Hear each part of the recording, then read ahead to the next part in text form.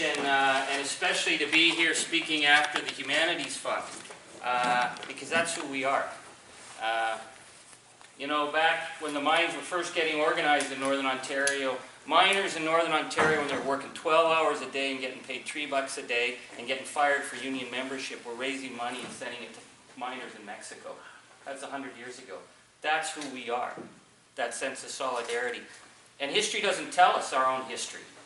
And we sometimes only learn our own history sometimes when what happened before is happening again. And that's why labor, it's so important what you do.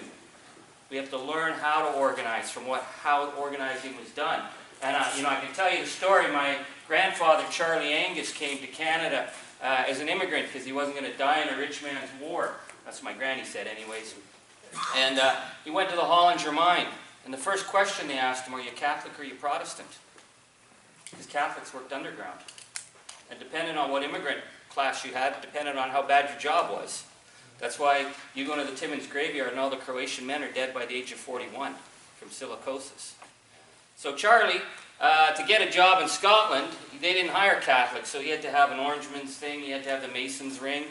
And he thought, well, I'm going to come over to Canada and get away from that. And the first question he got is, are you Catholic or Protestant? So he joined the union and started to organize for that the big first steelworkers strike at the Hollinger. My other grandfather broke his back underground at the MAC and joined the union.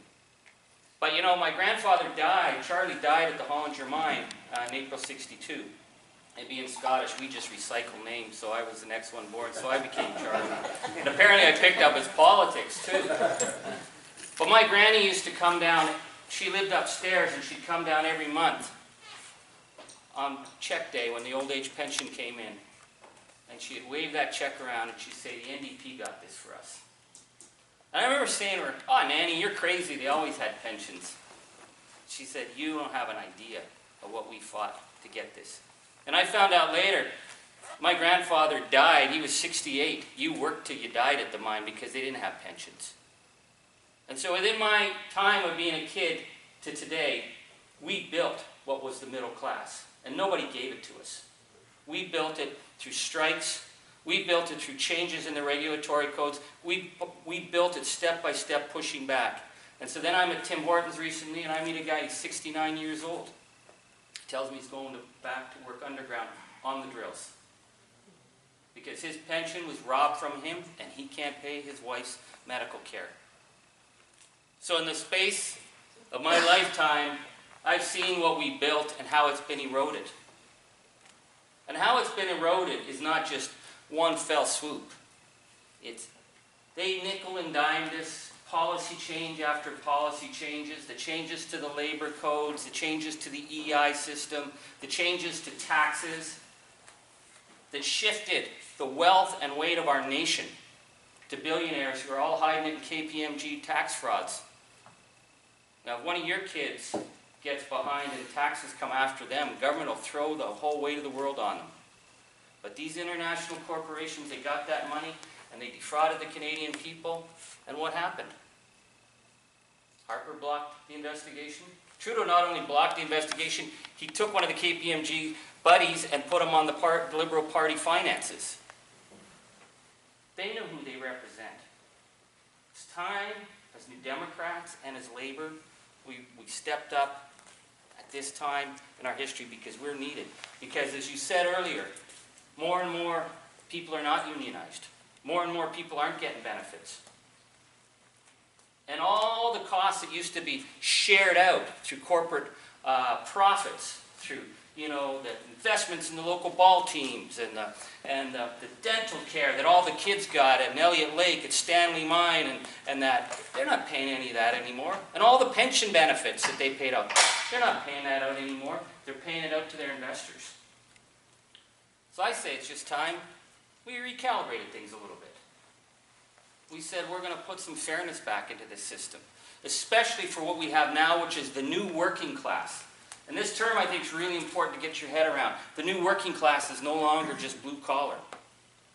These are white collar professional people who got themselves an education, $80,000, $100,000 in debt, and went to work and told, hey, your temp work, your contract work, No pensions, no benefits, no chance of advancement.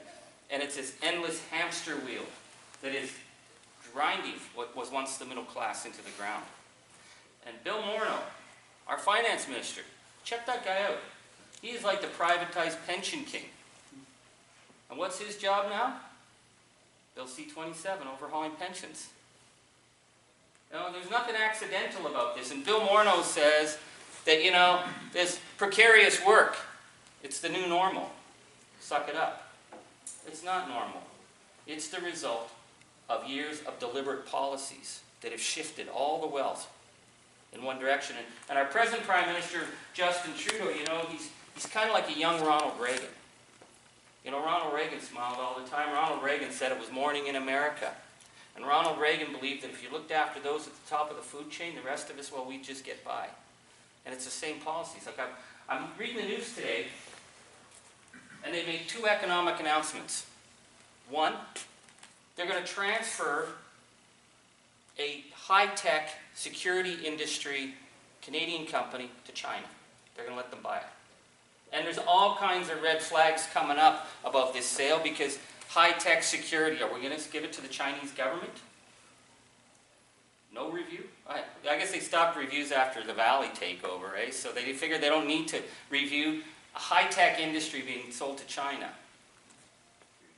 Same day, Gary Carr's over in China saying, hey, welcome to the tar sands. Come and take the oil sands. We want you guys in here. Now, I don't have a problem with anyone investing anywhere, but I have a real problem, especially after what we saw happening in Sudbury and Timmins with Valley and Xstrata, that you're going to let a foreign company, not just a foreign company, but a foreign government have this. So these are two big favors Justin did with China today. But you know what he didn't do? He didn't speak up once about steel dumping. Just kicked the crap out of Hamilton and kicked the crap out of Sault Ste. Marie. These are our fundamental industries, and you expect when you vote for a government they got your back. And there's something wrong when their focus is giving away and not standing up. On steel. On manufacturing. I got this idea that might sound really radical, and you guys can tell me if I'm too much of a Bolshevik or not. But I think if we're going to give billions of dollars to corporations, they should have a Canadians Jobs Pledge. You want money from us? You invest.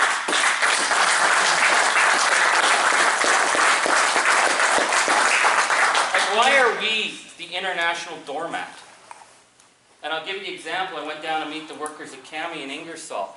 That is the most efficient automobile manufacturing plant in North America. It beats out anything in the States or Mexico. These workers took major losses to keep GM alive when GM was going under. The Canadian people bailed GM out. They're making so much money at CAMI right now that it's forced overtime. You work 6 days a week, week in, week out, because the profits are so high there. They don't even want to retrain and add workers. They're going to burn their workforce out to get that profit. They've given nothing back for all the concessions that were given up. And on top of that, they've decided to ship 600 jobs to Mexico to be re-imported to Canada as a high-end vehicle.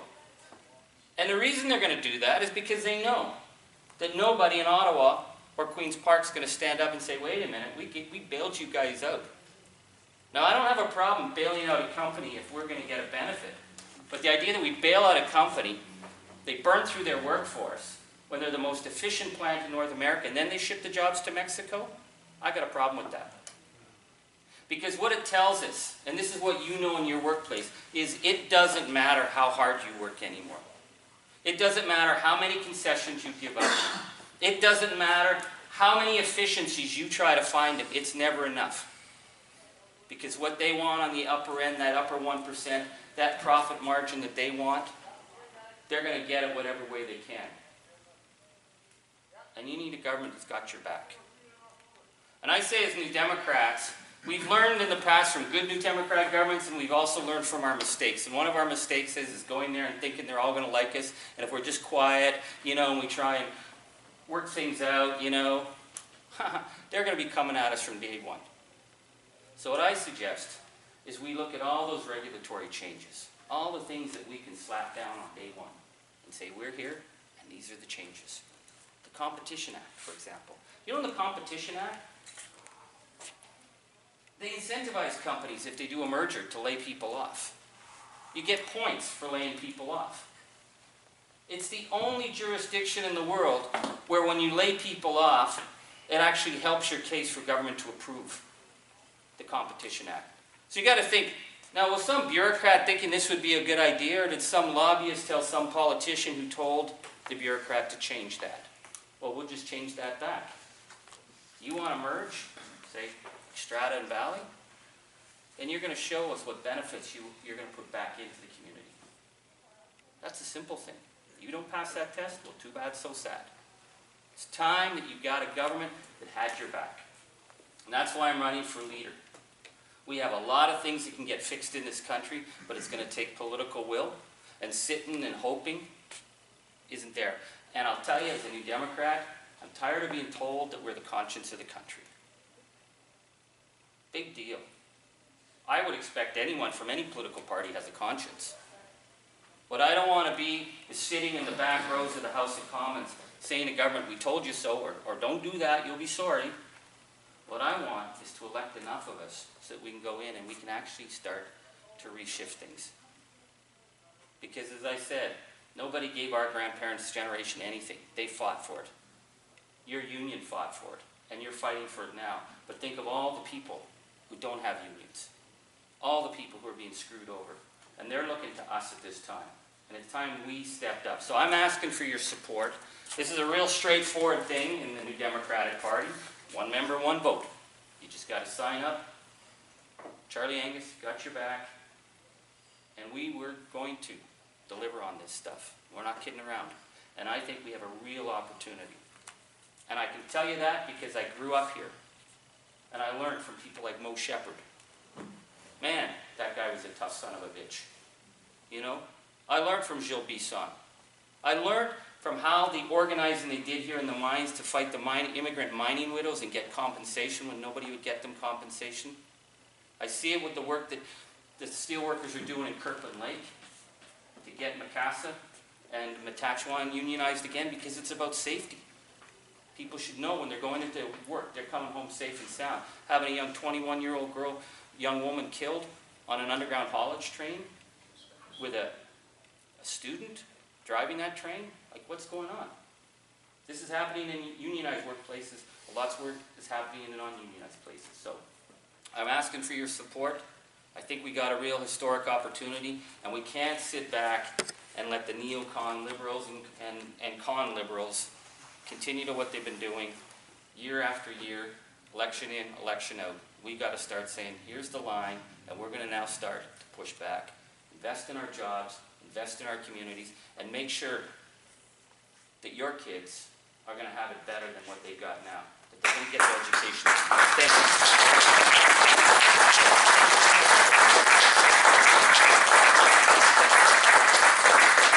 Are you taking questions? Sure. I just more have a comment, but I'll start it off with, Charlie, first of all, thank you so much for all you do for not only working people, but for the Steelworkers Union as well. I just, to Charlie's point around regulation, legislation, it is so important. It lays the ground rule. The Investment Act, we've seen it at U.S. Steel. Yeah. The federal government allowed U.S. Steel to buy it. The secret deal we never got at, but it was in the best interest of Canada. We sold off our steel industry, so we did. Every nation needs a steel industry. And then when it crumbled, and we're just picking ourselves up, I talked about it today, in making it right again and doing our best for our retirees, the federal government, nowhere to be seen, on the sidelines. And I can't say enough about the NDP federally and yourself, Charlie, on our Steel Caucus meetings as we're trying to do stuff with the dumping of steel, the support we're getting, and thank you very much. I really appreciate it.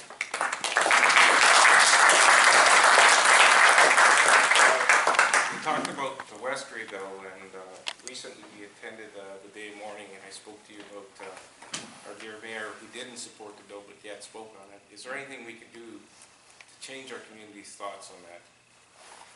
Well, that's an important point, and the mayor. He's the mayor and he's elected by the people of Timmins, but this is a working town, and you show up on April 28th to say no more. Well, that Westray bill is what no more means, right? That has to happen. So I put that to you. And in terms of the Steel Caucus, yeah, our colleague Tracy Ramsey, who's as tough as they get, and she's talking to the top Liberal guy doing trade, and she's asking him about the negotiations with China on steel dumping, and he said, we haven't raised that. It's like, what do you mean you haven't raised that? It's like, does it not matter? So it matters, and the work you guys have been doing on this file. And the other thing I'll say is on the pensions, you know. When you've paid into a pension in your whole life, and they go bankrupt. We saw this with Abitibi, we saw this with Nortel, and we saw this with that bandit Peggy Whitty. Your pension has to be protected, and the pension has to be first of the line, not the last of the line. We talked about that today. Yeah. They're changing the legislation. We will change that for sure, because the idea that, you know, corporate hedge fund operators are at the front of the line when people who work 30 years, places like Pamor, are at the back of the line.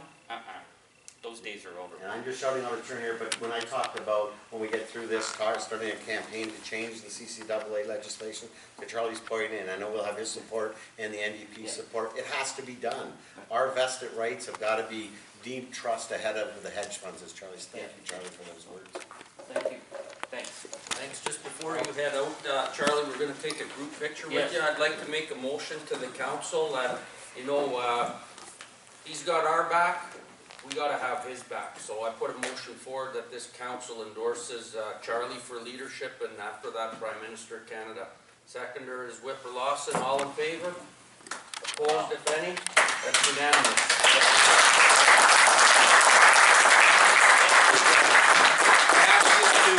Ask everyone here to take that back to your local, to your executive, take it into your workplace, spread the word, trickle it, so you know we've got folks here from Parry Sound to the Sioux, Sudbury, local, Kirkland Lake, New Liskeard.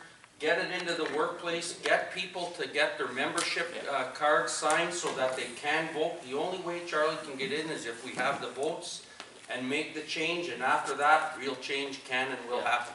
And more importantly, when your union asks you to go out on some time to work on the campaign about steelworkers talking to steelworkers, make sure you volunteer to help.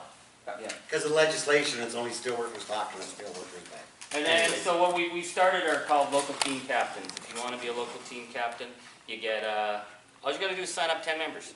That's all. And you get a Charlie Angus t-shirt. I'm all about the swag, man. I'm all about the swag. Thanks for the shirt. I'm still waiting. You know, I've been hitting really loudly about my lifetime membership at 6,500. You know, come on. I've been hitting really loudly. Mine mill, like, man. I walked in the hall. They said, "Here's a lifetime membership." It's like, do you know who I am? Well, you spelled your name right. So it's like, you know, that was like 20 years ago. I've been waiting for my brothers and sisters. Watch it, Charlie. They'll want dues. Well, I know. Okay. Whoa. I like the shirt. All right. Yeah, where's a good spot? Did you see anywhere we can do maybe Right along against here? Everybody want to come